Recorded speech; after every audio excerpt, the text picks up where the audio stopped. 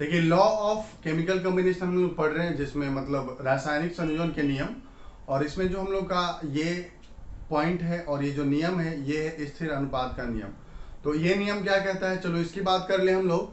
तो देखो ये नियम कहता है कि किसी भी यौगिक के निर्माण के लिए, किसी भी यौगिक के निर्माण के लिए, जैसे कार्बन और ऑक्सीजन अगर आपस में जुड़ रहे हैं और CO2 का निर्माण कर रहे हैं, तो किसी भी यौगिक के निर्माण के लिए जो यहां पर तत्व उपयोग किए जाते हैं, उन तत्वों का द्रव्यमान जो होता है वो एक निश्चित अनुपात में होता है। जैसे इसके लिए हम लोग लिख लें तो 4 तिया 12 और 4 अठे 32, यानी जब कार्बन का 3 ग्राम जुड़ेगा और ऑक्सीजन का 8 ग्राम, तब जाके एक आपका क्या होगा यहाँ कि CO2 का निर्माण होगा। क्लियर है? ये कहता है आपका स्थिर अनुपात का नियम कि जब दो तत्व आपस में उनके द्रव्यमान के निश्चित अनुपात में जब एक दूसरे से संयोग करते हैं, तो संयोग करने पर एक यौगिक का निर्माण होता है, और इसे क्यों हम लोग स्थिर अनुपात का नियम कहते हैं। क्लियर है? कि जब दो तत्व एक निश्चित अनुपात में 3:8, ठीक है, 3:8 में जब ये जुड़ेगा तब जाके CO2 का निर्माण होगा। हमेशा इसी तरीके से होगा। जैसे एक दो और हम लोग यहाँ पर उदाहरण लेकर आपको दिखाएं, तो चलिए एक और देखते हैं उदाहरण लेकर।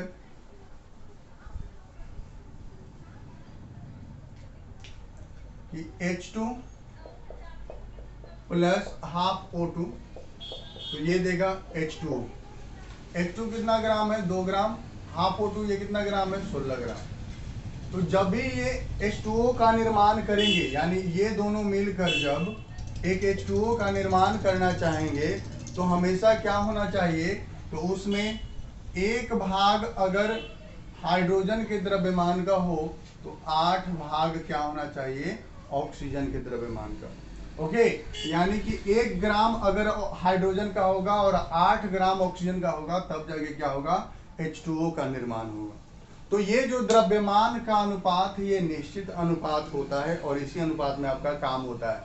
अब जैसे आपसे एक प्रश्न कर लिया जाए, ठीक है, जैसे आपसे एक प्रश्न कर लिया जाए कि मान लो मेरे पास H2 का 5 ग्राम है, H2 का 5 ग्राम है, और यहाँ पर ऑक्सीजन का, ठीक है, ऑक्सीजन का मेरे पास 32 ग्राम है। तो बताइए कि H2O का कितना ग्राम तैयार होगा।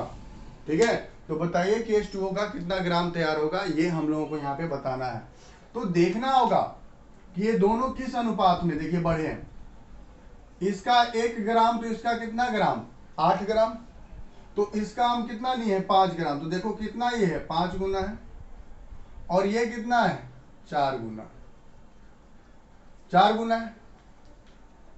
ये 5 गुना बढ़ रहा है, जबकि ये कितना बन रहा है? 4 गुना। क्लियर? तो यहां पे समझना, ये कहानी ये होगी कि जब ये 4 गुना बढ़ रहा, तो यहां पर ये समझना होगा आपको कि ये जो 32 ग्राम है, ये क्या हो गया? न्यून हो गया इसके अपेक्षा। ये 5 गुना बढ़ा, ये 4 ही गुना बढ़ा, तो अनुपात तो निश्चित नहीं ना हुआ। ठीक है, तो यहां तो निश्चित अनुपात में ही जुड़ेगा। अगर इसका 1 तो इसका 8। ठीक है, तो यहाँ पे संख्या किसकी कम पड़ रही है? अगर इसका 5 गुना बढ़ा तो इसका भी 5 गुना बढ़ना चाहिए था, और यहाँ पर हम लोग कितना चाहिए था? तो हम लोग चाहिए था 40 ग्राम, लेकिन है अपने पास कितना? 32 ग्राम है। तो इसी पर निर्भर करेगा उत्पाद। तो इसी के अनुसार बात कर लें, अगर ये 32 ग्राम है और 4 ग्राम में बढ़ा, तो इसका भी जो होगा अभिक्रिया में उपयोग, वो 4 गुना ही होगा। यानी यहाँ 4 गुना, इसका 1 का 4 गुना कितना हो जाएगा? तो 1 का 4 गुना होगा 4। तो 4 ग्राम 32 ग्राम के साथ जुड़ेगा, 32 ग्राम के साथ जुड़ेगा।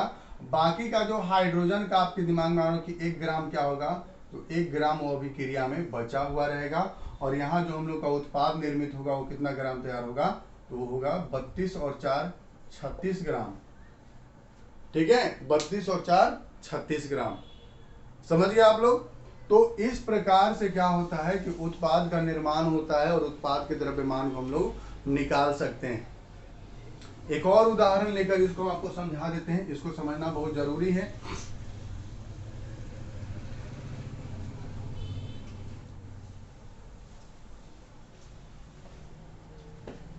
जैसे सल्फर प्लस O2, ये दोनों SO2 का निर्माण किए।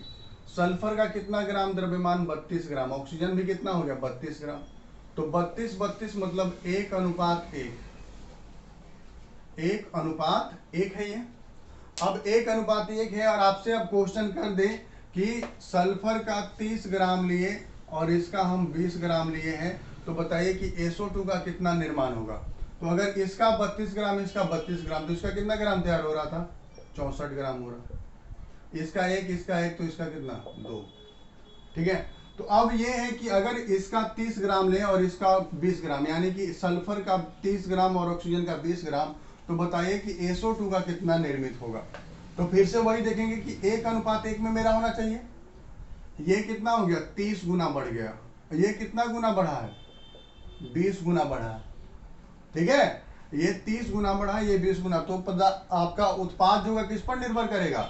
जो कम बढ़ रहा होगा उस पर निर्भर करेगा। तो इसका 20 ग्राम यहां पर है, इसका 20 ग्राम, तो 1:1 में ही अभिक्रिया करता है। तो अगर इसका 20 ग्राम, तो इसका भी कितना उपयोग होगा? 20 ग्राम ही उपयोग होगा, यानी इसका भी 20 ग्राम ही उपयोग होगा। ठीक है, और बाकी का जो यहाँ पे 10 ग्राम बचा हुआ रह जाएगा अभिक्रिया में, और ये दोनों 20 + 20 मिलकर क्या करेंगे यहाँ कि 40 ग्राम SO2 का निर्माण करेंगे। ठीक है, इस प्रकार से ये नियम कहता है स्थिर अनुपात का नियम। चलिए, तो स्थिर अनुपात के नियम को आप लोग समझ गए, और हम यहाँ पर एक स्टेटमेंट लिख देते हैं ताकि आप स्टेटमेंट को भी यहाँ पर पढ़ लें और उसका स्क्रीनशॉट ले लें आप लोग। तो देखिए कि इस नियम के अनुसार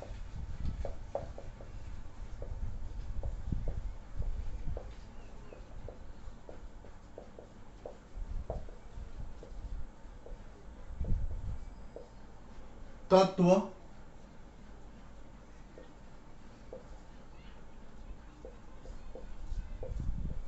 अपने निश्चित तत्व अपने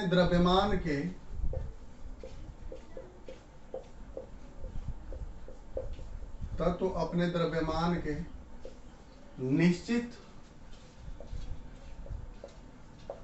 अनुपात में अभिक्रिया कर